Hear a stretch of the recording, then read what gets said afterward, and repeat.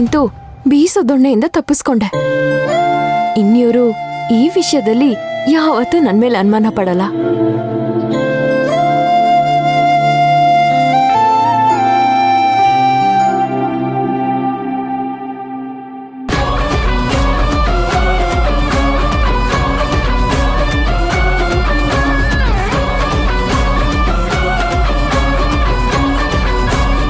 ಶಿವ್ ಪೂಜೆಲ್ ಕರಡಿ ಬಿಟ್ಟ ಹಾಗೆ ಇವಳು ನಾನು ಏನ್ ಪ್ಲಾನ್ ಮಾಡಿದ್ರು ಮಧ್ಯ ಬರ್ತಾಳೆ. ಇವಳಿರೋವರೆಗೂ ನಾನು ಏನ್ ಪ್ಲಾನ್ ಮಾಡಿದ್ರು ವರ್ಕ್ ಆಗಲ್ಲ.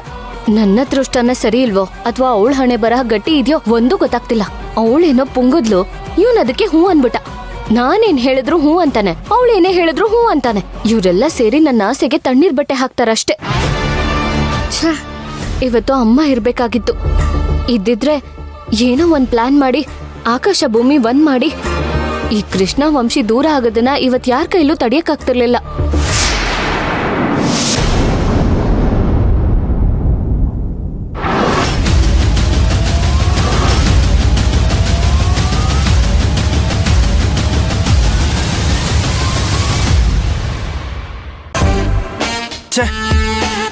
ಈ ಮೊಬೈಲ್ ಕಂಪನಿಯವರು ರೀಚ್ ಆಗ್ತಿಲ್ಲ ಅಂತ ಹೇಳೋ ಅಷ್ಟರಲ್ಲಿ ನಾನು ಹೋಟೆಲ್ಗೆ ರೀಚ್ ಆಗ್ಬಿಡ್ತಾ ಇದ್ದೆ. ಈ ಮಂಜು ಆ ಫೋನ್ನ ಎಲ್ಲಿ ಇಟ್ಕೊಂಡಿರ್ತಾನೋ ಏನೋ, ಸರಿಯಾದ ಟೈಮಿಗೆ ಒಂದ್ಸತಿನೂ ಫೋನ್ ಪಿಕ್ ಮಾಡಿಲ್ಲ.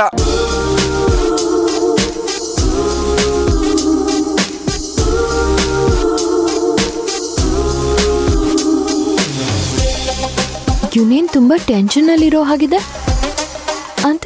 ಏನ್ ಯೋಚನೆ ಮಾಡ್ತಿರ್ಬೋದು ಇವನು? ಮೇ ಬಿ ನನ್ ಬಗ್ಗೆನೇ ಯೋಚನೆ ಮಾಡ್ತಿದ್ದಾನೆ ಅನ್ಸುತ್ತೆ. ಪಾಪ ಬಂದಾಗಿಂದ ಸರಿಯಾಗಿ ಮಾತೇ ಆಡ್ಸಿಲ್ಲ, ಬೇಜಾರ್ ಮಾಡ್ಕೊಂಡಿದ್ದಾನೆ ಅನ್ಸುತ್ತೆ.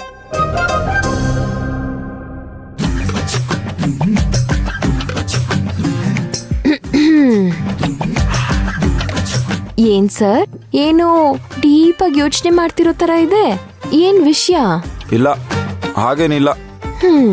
ಬಾಯಲ್ಲಿ ಏನು ಯೋಚನೆ ಮಾಡ್ತಿಲ್ಲ ಅಂತ ಹೇಳ್ತಿದ್ಯಾ, ಆದ್ರೆ ತಲೆ ಮಾತ್ರ ಕೆರ್ಕೋತಾ ಇದ್ಯಾ. ಏನ್ ವಿಷಯ ಅಂತ ಹೇಳಕ್ಕೂ ಆಗಲ್ವಾ ನಿನ್ಗೆ? ಹೆಂಡತಿ ಹತ್ರ ಮುಚ್ಚು ಮರೆ ಮಾಡ್ಬಾರ್ದು ಅಂತ ನಮ್ಮತ್ತೆ ಹೇಳ್ಕೊಟ್ಟಿಲ್ವಾ? ಏನು ಹೆಂಡತಿನಾ?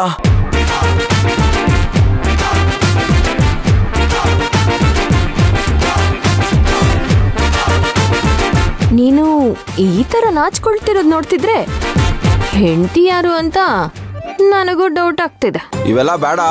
ಈ ಕೃಷ್ಣನ್ ಬಗ್ಗೆ ನಿಮ್ಗಿನ್ನೂ ಗೊತ್ತಿಲ್ಲ. ಅದನ್ನ ಮುಂದೆ ನೋಡ್ತೀನಿ. ಈಗ ಯಾಕೆ ಟೆನ್ಷನ್ ಆಗಿದ್ಯಾ ಅಂತ ಹೇಳು ಸಾಕು. ಅದು ಮನೇಲಿ ಕೂತು ಬೋರ್ ಆಗ್ತಾ ಇತ್ತು. ಅದು ಅಲ್ದೆ ಎಂಗೇಜ್ಮೆಂಟ್ ಕೆಲಸ ಅಂತ ಗಡಿ ಬಿಡಿಲಿ ಒಂದ್ರ ಮೇಲೊಂದು ಕೆಲಸ ಬರ್ತಾನೆ ಇತ್ತು. ಅದಕ್ಕೆ ನಿನ್ನನ್ನ ತುಂಬಾ ಮಾತಾಡ್ಸಿಲ್ಲ ಅಂತ ನನಗ್ ಗೊತ್ತು. ಅದಕ್ಕೆ ಇಷ್ಟೊಂದು ಟೆನ್ಷನ್ ಮಾಡ್ಕೋಬೇಡ. ರಾತ್ರಿ ಪೂರ್ತಿ ನಾವಿಬ್ರೇ ಆಕಾಶದಲ್ಲಿರೋ ನಕ್ಷತ್ರ ನೋಡ್ಕೊಂಡು ಮಾತಾಡೋಣ.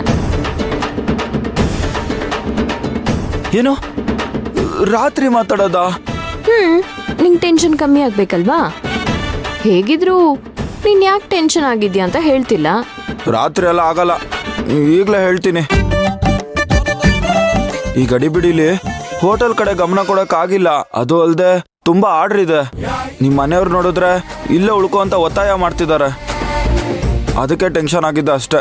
ಇಷ್ಟು ಚೆನ್ನಾಗಿರೋ ಹುಡುಗಿ ಎದುರುಗಡೆ ನಿಂತಿದ್ರು ನಿನಗ್ ಸ್ವಲ್ಪನೂ ಫೀಲಿಂಗ್ಸೇ ಬರಲ್ವಾ?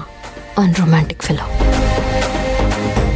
ಸದಾಶಿವಂಗ್ ಯಾವಾಗ್ಲೂ ಅದೇ ಧ್ಯಾನ ಅನ್ನೋ ಹಾಗೆ ಇವನಿಗೆ ಯಾವಾಗ ನೋಡಿದ್ರು ಹೋಟೆಲ್ದೇ ಧ್ಯಾನ.